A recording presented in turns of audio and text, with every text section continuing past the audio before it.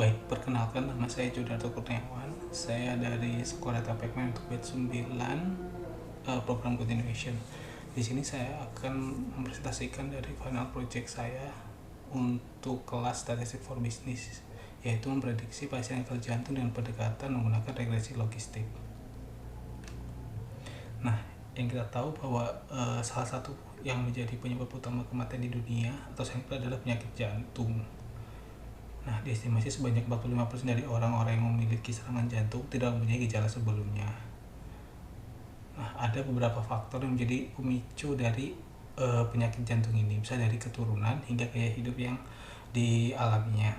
Nah, pada case kali ini akan dilakukan analisis untuk memprediksi kematian akibat dari gagal jantung yang berdasarkan dari beberapa faktor penyebab. Nah, selanjutnya kita akan membahas terkait dengan data. Nah, data ini berasal dari repository UCI Machine Learning yang terdiri dari 299 pasien gagal jantung selama April hingga Desember 2015. Nah, pengukuran dilakukan terhadap pasien-pasien ini dengan menggunakan 13 parameter yang yaitu tersedia pada slide. Nah, pada yang di sini tidak seluruhnya parameter atau variabel ini digunakan untuk memprediksi, hanya beberapa yang digunakan, yaitu usia, apakah dia mengalami anemia, apakah dia mengalami tekanan darah tinggi, yang keempat adalah apakah dia mempunyai riwayat diabetes, terus gender atau seks, yang keenam itu kadar serum kreatinin, dan yang ketujuh kadar serum sodium, dan yang ke-8 adalah apakah dia seorang perokok atau bukan. Yang 9 adalah untuk targetnya, yaitu kematiannya, apakah dia meninggal atau selamat. Nah, selanjutnya yaitu kita akan setting up problemnya. Nah, goal dari project kali ini adalah yaitu yang pertama melakukan identifikasi terhadap rata-rata usia pasien berdasarkan kriteria anemia dan tekanan darah tinggi. Nah, yang kedua adalah melakukan identifikasi proporsi untuk pasien meninggal bagi orang yang merokok maupun tidak. Yang ketiga, kita juga mencari melihat korelasi antar variabel, terutama variabel yang bersifat numerik, yaitu usia, tekanan darah tinggi, kadar serum dan kadar serum kreatinin dan kadar serum sodium. Nah, selanjutnya yaitu melakukan prediksi kematian pasien gagal jantung berdasarkan dari 8 faktor yang tadi menggunakan pendekatan regresi logistik. Nah, yang untuk mencari rata-rata atau yang pertama itu mencari proporsi, itu kita menggunakan two sample Z test. Untuk mencari rata-rata kita menggunakan two sample T test. Untuk correlation kita menggunakan R Pearson, sama regresinya kita menggunakan regresi logistik. Nah, berikut contoh dari formula regresi logistik yang kita gunakan. Nah, yang pertama yaitu melakukan statistical check. Sebelum itu kita harus melakukan sanity check, yaitu mengecek apakah ada data missing atau ada data yang tidak sesuai. Nah, ini sanity check telah dilakukan sehingga dapat disimpulkan bahwa tidak terdapat data yang missing. Nah, itu terdiri dari non-null count-nya itu nggak ada. Nah, yang selanjutnya yaitu melihat proporsi dari yang two sample Z-test tadi. Nah, ini ada 6 proporsi yang kita buat, dan dengan pendekatan uji statistik two sample Z-test sehingga diperoleh hasil bahwa proporsi pasien yang gagal jantung yang meninggal dengan gejala anemia itu sama dengan yang tidak bergejala anemia. Dengan riwayat anemia tidak sama dengan yang tidak memiliki riwayat anemia. Yang kedua yaitu proporsi pasien gagal jantung yang meninggal dengan riwayat tekanan darah tinggi sama dengan yang tidak mempunyai riwayat tekanan darah tinggi. Yang ketiga yaitu proporsi pasien gagal jantung yang meninggal dengan riwayat diabetes sama dengan yang tidak memiliki riwayat diabetes. Yang keempat yaitu proporsi pasien gagal jantung yang meninggal dengan riwayat perokok itu sama dengan yang bukan perokok. Nah, yang kelima yaitu proporsi pasien gagal jantung yang meninggal antara pria sama dengan wanita. Jadi intinya adalah untuk tes proporsi dari parameter ini, hasil kelima uji itu yaitu H0 diterima, sehingga tidak ada perbedaan antara kelima faktor ini, proporsi dari kelima faktor. Nah, untuk yang mean juga ini yang pertama yaitu rata-rata usia pasien meninggal itu sama dengan yang usia pasien selamat, itu tidak ada perbedaan. Yang kedua yaitu rata-rata penggunaan serum kreatinin untuk pasien yang meninggal sama dengan yang pasien selamat. Yang ketiga adalah rata-rata penggunaan serum sodium ini berbeda dengan pasien yang selamat dengan p-value-nya 0,0009. Untuk lebih lengkapnya akan saya lampirkan di notebook di GitHub. Yang selanjutnya yaitu melakukan correlation analysis. Nah, di sini kita akan melakukan korelasi analisis kepada 3 variabel numerik yaitu umur, serum kreatin, dan serum sodium. Dari hasil analisa korelasi diketahui bahwa korelasi antara 3 variabel numerik itu sangat rendah, di mana korelasi yang tertinggi hanya 0,19 atau 20%, yaitu korelasi dari serum sodium dan serum kreatin. Selanjutnya yaitu membangun regresi logistik. Sebelum membangun itu kita coba melihat statistika deskriptifnya. Nah, ini untuk yang umur terlihat bahwa pasien meninggal berdasarkan umur terdapat pada rentang 60-70 tahun. Namun menjadi perhatian adalah banyak juga pasien yang gagal jantung yang selamat pada rentang yang cukup dini yaitu 40-50. Nah, ini menjadi perhatian bahwa penyakit jantung itu bisa menyerang seseorang pada usia dini. Untuk deskriptif anemia yaitu pasien gagal jantung dengan riwayat anemia mempunyai proporsi yang lebih tinggi, proporsi yang sama antara meninggal dengan selamat dibandingkan pasien gagal jantung tanpa anemia.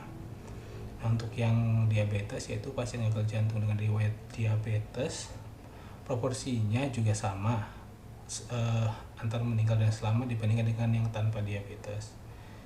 Itu juga hal itu juga berlaku untuk tekanan darah tinggi, sehingga tadi inline dengan hasil uji proporsi yang Z-test tadi bahwa rata-rata H0 diterima atau proporsinya sama. Nah, untuk yang pasien merokok juga sama, mempunyai proporsi yang sama antara meninggal dan selamat dibandingkan dengan pasien yang gagal jantung tanpa riwayat merokok. Nah, kesimpulan secara praktikal adalah dari poin 2, 3, 4, dan 5 dapat dikatakan bahwa pasien gagal jantung yang memiliki penyerta atau komorbid akan cenderung lebih tinggi kemungkinan meninggal dibanding tanpa penyakit atau penyerta. Nah, untuk yang penggunaan serum juga baik pada pasien yang meninggal maupun yang selamat sebagian besar ada pada dosis yang cukup rendah. Hal ini berbanding terbalik dengan penggunaan serum sodium di mana pada pasien yang meninggal dan selamat terdapat pada dosis yang tinggi. Nah, untuk yang gender adalah secara proporsi baik pasien yang meninggal maupun selamat sebagian besar lebih banyak dialami oleh jenis kelamin pria dibanding dengan wanita. Walaupun memang bedanya itu agak tipis ya untuk perbedaan semua itu. Selanjutnya adalah melakukan seleksi variabel. Nah, di sini saya memang mempersempit faktor-faktor yang menjadi penyebab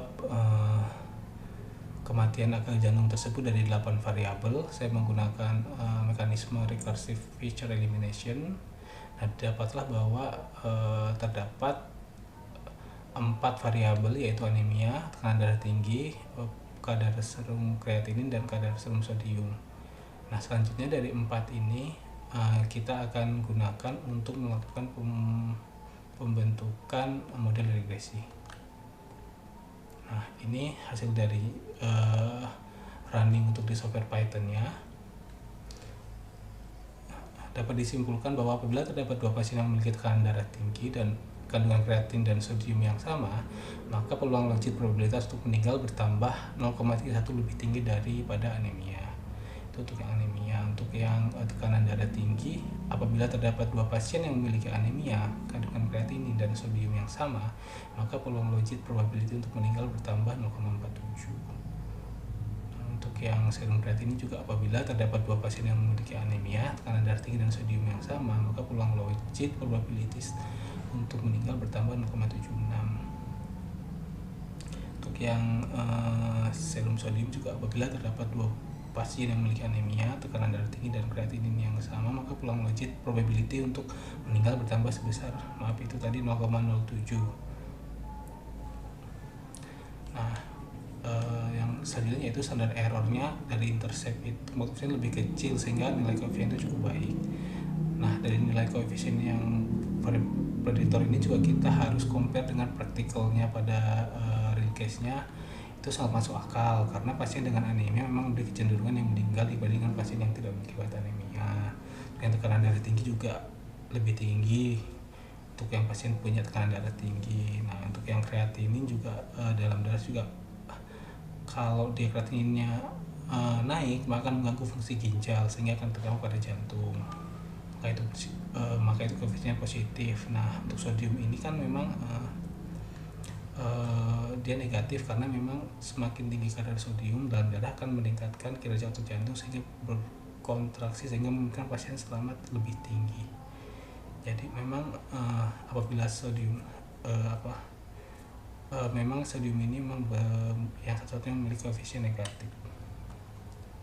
Nah, evaluasi dan rekomendasinya. Nah, evaluasi modelnya ini kita menggunakan log score.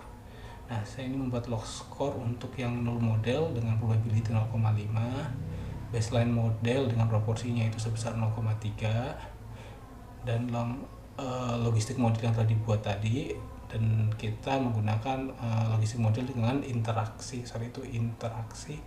antar keempat variabel dan hasil model yang telah dibuat.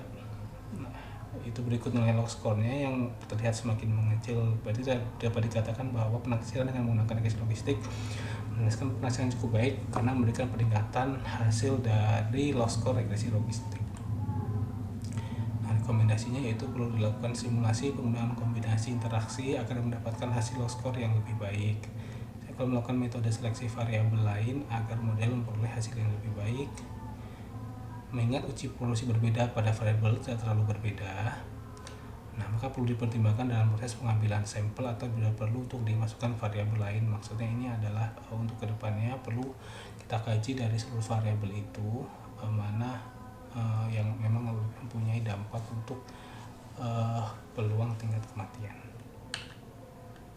Terima kasih.